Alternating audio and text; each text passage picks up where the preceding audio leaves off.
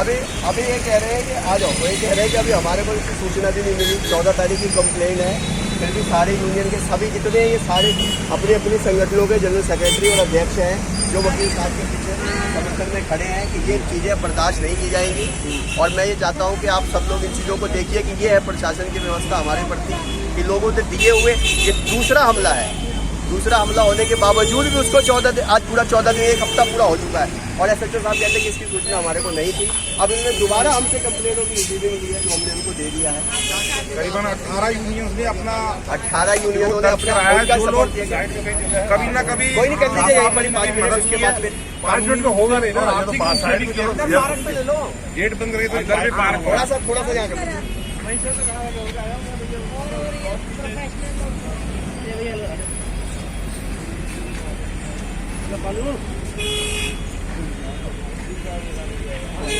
वकील साहब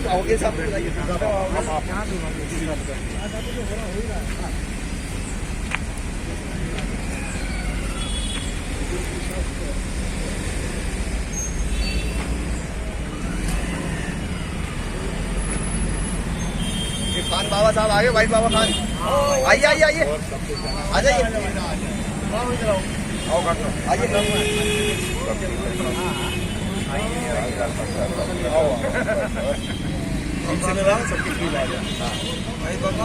मैं 2:30 बजे का निकला हूँ, मगर यहाँ बहुत ज़्यादा ट्रैफिक है, बहुत ज़्यादा।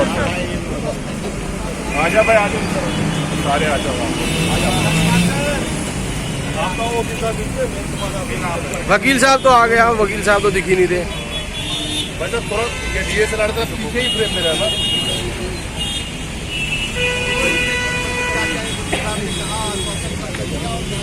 दोस्तों, आप भी कुछ कहीं से लोन लेते हैं, जैसे कोई गाड़ी खरीदते हैं या घर खरीदते हैं, लोन कहीं से भी लेते होंगे, फटाफट कहा जाता होगा कि लोन का शीट दिया जाता है कि फट से साइन कर दीजिए। खुशी का वक्त रहता है, आप सोचते हैं जल्दी से पहले सामान ले लो, चाहे गाड़ी हो या घर हो, फटाफट डॉक्यूमेंट साइन कर लेते हैं। आज उसी साइन करने का नतीजा है कि साइन कहाँ कराया जा रहा होता है आपसे, आपको नहीं पता होता, और वो खुशियाँ चंद महीने चंद सालों में आपकी काबू हो जाती है, और जो खरीदा है उसको बेचने लायक भी आप नहीं बच पाते, क्योंकि जिससे लोन लिया है वो उठा के ले जाते हैं। इसमें खास करके रोल उस फाइनेंस कंपनी का होगा जो प्राइवेट फाइनेंसर बैठे हुए हैं। हमारे साथ ही जो तमाम लोग खड़े हैं आज के वक्त में, ये उसी लोन के कागजात के सताए हुए हैं।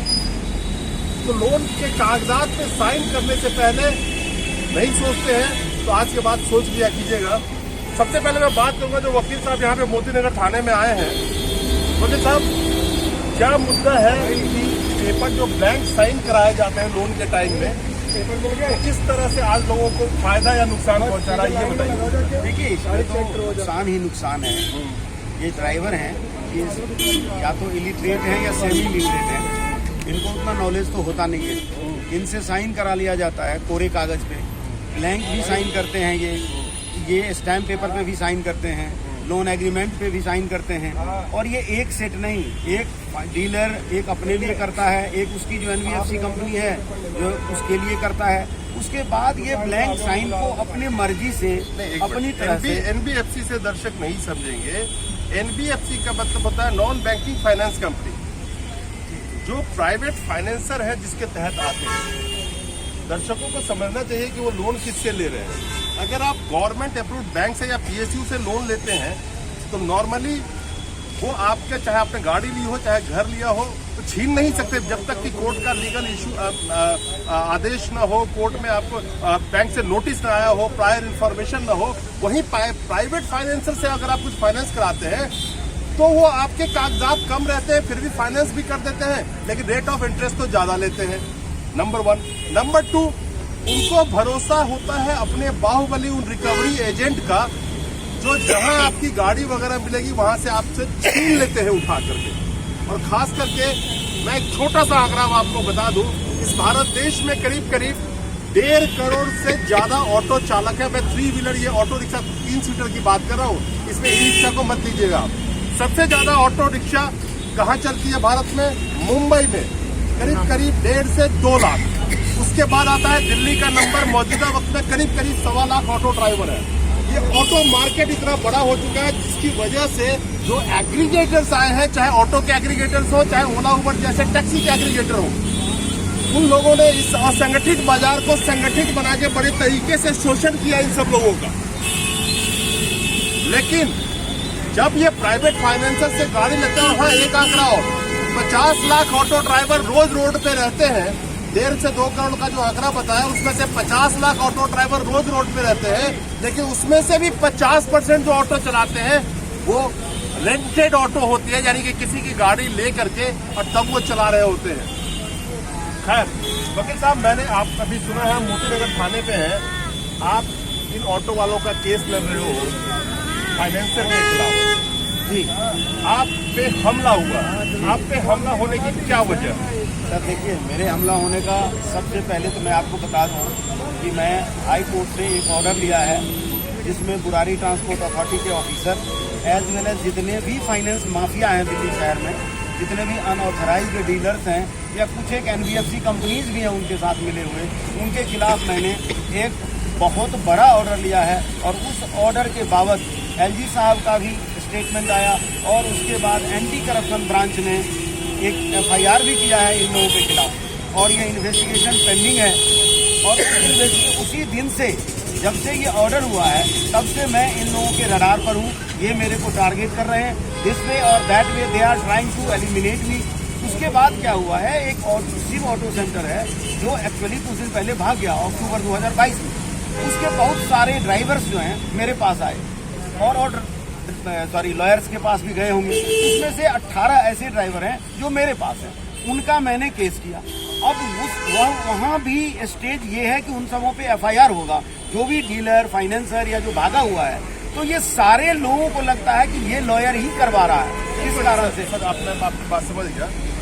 सब्जेक्ट की बात यहाँ ये करते हैं जिस वजह से हम लोग यहाँ इकट्ठे हुए हैं। क्या जो ब्लैंक पेपर पे साइन कराए और किस्त डिले होने की वजह से या ना देने की वजह से, क्योंकि कोविड का जो काल गया है, तो उस वक्त में खास करके जो ट्रांसपोर्ट सेक्टर से जुड़े लोग थे, मैं सिर्फ ऑटो वाला क्यों कहूँ, कोई ट्रक वाला घर में ट्रक तो नहीं चला रहा होगा, कोई ऑटो वाला घर में तो वर्क फ्रॉम होम नहीं कर रहा होगा, कोई टैक्सी वाला घर में तो नहीं चला रहा होगा, सबके हालात खराब है।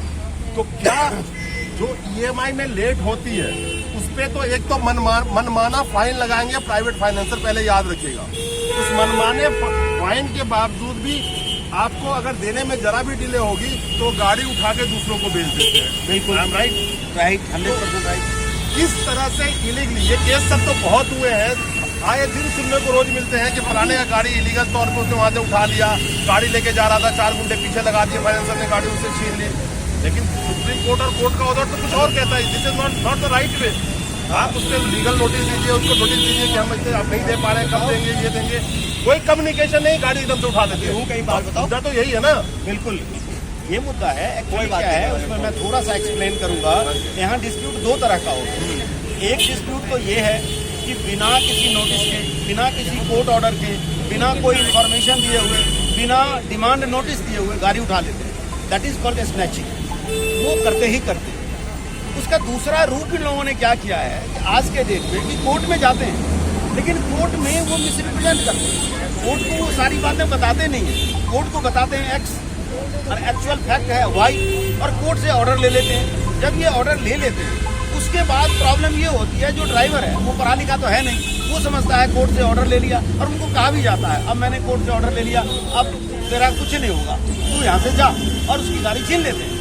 दोनों में डिफरेंस सिर्फ इतना है कि एक में डायरेक्ट स्नैचिंग होती है, एक में कोर्ट को बरगलाकर, कोर्ट को गुमराह कर, कोर्ट में फैक्ट्स को कंसील कर, मैंने कोर्ट को पता नहीं चलने देते। I know the conceal, I know the manipulation. ये मैनिपुलेट करके, मिस रिप्रेजेंट करके, कोर्ट ऑर्डर लेकर के, और उसके बाद वो गाड़ी उठा लेते हैं। HP किसी और की है और गाड़ी कोई और, ऑर्डर कोई और ले रहा है, और इसकी सुनवाई तो तभी होगी जब हम कोर्ट में जाएंगे। और हर ड्राइवर इतना पढ़ा लिखा नहीं है या इतना फाइनेंशियल स्ट्रांग नहीं है कि हर ड्राइवर जाकर के वो केस लड़े, कोर्ट को बताए कि मेरे साथ ऐसा हुआ है। ये समस्या मैं आपको एक चीज बता दूं, कि जो भी इसको सुन रहे हैं इतना याद रखें कि भूखे मर जाएगा किसी प्राइवेट फाइनेंशियल से गाड़ी निकाल के और टैक्सी और कमर्शियल निकाल के कभी चलाने की जरूरत नहीं कीजिएगा। उसके बावजूद भी भूखे तो मरेंगे ही, जो एक छोटा सा आशियाना होगा वो भी बिक जाएगा। आप अध्यक्ष बता रहे हैं? मैं जनरल सेक्रेटरी हूँ, हमारी एक संगठन है। हमारे वकील साहब के ऊपर जो हमला हुआ है, जिस संबंध में हम सारे लोग यहाँ पर आए हैं, हमारे अध्यक्ष जी, हमारे भाई बाबा खान साहब, सभी लोग यहाँ पे जमा हुए हैं। ये एक बार नहीं, ये कई बार उनके ऊपर हमला हुआ है।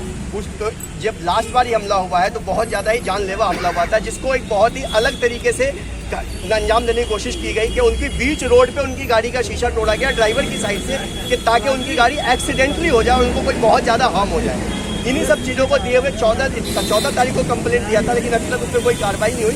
इसीलिए सभी संगठनों ने एक कंबाइंड मीटिंग करके कहा था कि एक बार एसएचओ साहब से मिलने चलते हैं और उनको ये सारी रिपोर्टें देते हैं। जैसा कि बताया गया कि अभी हमारे को 14 साथी हमारे सारे ड्राइवर्स आए हुए हैं, जो इंडिविजुअल ड्राइवर्स आपको बताएंगे कि इन लोगों का कोई लेना देना नहीं, उन्होंने सारी पैसे दे दिए, सबके इंस्टॉलमेंट की किस्तें भी, रसीदें सबके पास पड़ी हुई है। और उसके बावजूद भी इनकी गाड़ियों के ऊपर 3 लाख 3.5 लाख, इस बेचारे को मैं चाहूँगा कि इनका फेस दिखाएंगे, आप इसको कवर करेंगे। इस बेचारे को डेथ पर्सन की गाड़ी बेच दी गई और आज इस आदमी से 3.5 से 4 लाख रुपए की डिमांड की जा रही है। विशेष करके एक फाइनेंस कंपनी जो है, जो एक पूरे ऑटो सेक्टर के अंदर में रिकवरी का काम कर रही है, बैड डेप्ट रिकवरी का काम कर रही है। अपनी कंपनी का यूज वो बैड डेप्ट रिकवर के लिए करती है, क्योंकि जैसा आपने पहले कहा कि ब्लैंक डॉक्यूमेंट साइन किए हुए होते हैं, तो ब्लैंक डॉक्यूमेंट उनके पास ट्रांसपोर्ट हो जाते हैं और उस ट्रांसपोर्ट होने की वजह से अब वो कहता है कि ये फाइल मेरे पास है। जैसा कि आप जानते हैं एनओसी और फॉर्म 35 के बगैर उस गाड़ी का आगे कोई प्रोसीजर नहीं है। दोस्त, मैं सिर्फ एक चीज जानता हूँ, इस देश में आम आदमी के लिए सिर्फ एक चीज की उम्मीद होती है, कानून। जी, आप ना गुंडे हो ना बंदूके हो ना पाल सकते हो, आपके पास इतने पैसे नहीं है, दिन में रोजी रोटी कमाओगे या गुंडे बदमाश पालो। अब मैं इसमें रखना चाहता हूँ इस बात तो इस कानून के प्रक्रिया को पालन करने के लिए आज के वक्त में न्याय इतना महंगा है कि आम लोगों के बस की बाहर की। आखिर जब आप न्याय के लिए जाते हैं तो क्या दिक्कतें क्या आ रही है आपको? सबसे पहले तो न्याय के लिए जाने में सबसे बड़ी चीज़, क्योंकि हम लोग इतने पढ़े लिखे और इतने सक्षम नहीं है कि अपनी बात को पॉइंट ऑफ लीगल तौर पे रख सके। दूसरी बात, हम इतने कमजोर होते हैं कि अच्छा वकील हायर नहीं कर सकते। जब हम प्रशासन से नियमों के अनुसार, पुलिस से, व्यवस्था से, डीएम से मदद मांगने जाते हैं तो वहाँ पर भी हमें मदद नहीं मिलती है। और जो डॉक्यूमेंट हम वहाँ साइन करते हैं उनका रेफरेंस दिया जाता है कि ये डॉक्यूमेंट तुम्हारे आगे, अब तुमने गलत किया है। हमने गलत किया था तो किसी एक आदमी के साथ किया था, लेकिन ये ट्रांसपोर्ट होकर अलग अलग जगहों पे जाता है। ये भी तो कहीं ना कहीं गैर कानूनी काम है जो वो लोग करते हैं, तो ये गैर कानूनी श्रेणी में क्यों नहीं आता है? चलिए खान साहब, आप भी खड़े हैं, ये तो सालों साल से चला रहा है, ये तो लूट का बाजार है, ये तो लालाओं का बाजार है, ये तो एक माफिया है इस बाजार में, प्राइवेट फाइनेंस का। जब से मैं इस लाइन में हूँ तब से ये आवाज़ उठा रहा हूँ कि ये जो माफिया है, इस माफिया को हम कैसे ख़त्म कर सकते हैं। आज तो ये वकील साहब पे हमला हुआ है, तो आपका नज़र में आ गया सामने। मेरे चालकों पे हमला हुआ है, जो मेरे साथ में है दाएं बाएं, ये दोनों साथियों पे हमला हुआ है। ये सिर्फ इसलिए गए थे उनके पास कि मेरे चालक के साथ ऐसा क्यों हो रहा है कि आपने इनकी गाड़ी उठाई है। उन्होंने दूसरे दिन गुंडे मंगाए और इन पे हमला हुआ है। ये दोनों साथी हैं मेरे चालक साथी। ये एक बार नहीं, कई बार हुआ और एफआईआर भी दर्ज हुआ और उस पर कोई कार्रवाई नहीं हुई है। एक मेरे चालक का नई दिल्ली पे मर्डर हुआ है, सिर्फ ईएमआई उसकी लेट हुई है। मगर हम कहते हैं इन्होंने कानूनी गुंडे पाले हैं, कानून के गुंडे पाले हैं जो यूनिफॉर्म में हैं। हम चाह रहे हैं कि हमारे जो यहाँ के सीएम हैं, हमारे एलजी साहब हैं और हमारी सेंट्रल गवर्नमेंट है, उन तक ये बात पहुँचनी चाहिए। क्या गरीब को जीने का कोई अधिकार नहीं है इस देश में?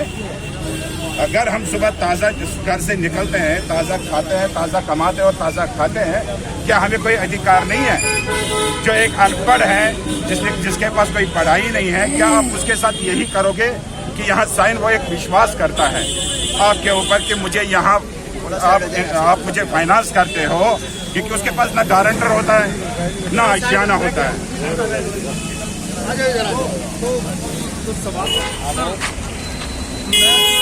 यूनियन का अध्यक्ष होने से पहले मैं एक ऑटो ड्राइवर हूँ, और ऑटो ड्राइवर होते हुए जो चीज़ हम फेस करते हैं, इसमें केवल फाइनेंसर ही नंगे नहीं है, इसमें सरकार और प्रशासन दोनों इन लोगों की मदद करते हैं। माफिया की मदद करने के लिए सरकार पूरे संसाधनों का इस्तेमाल करती है।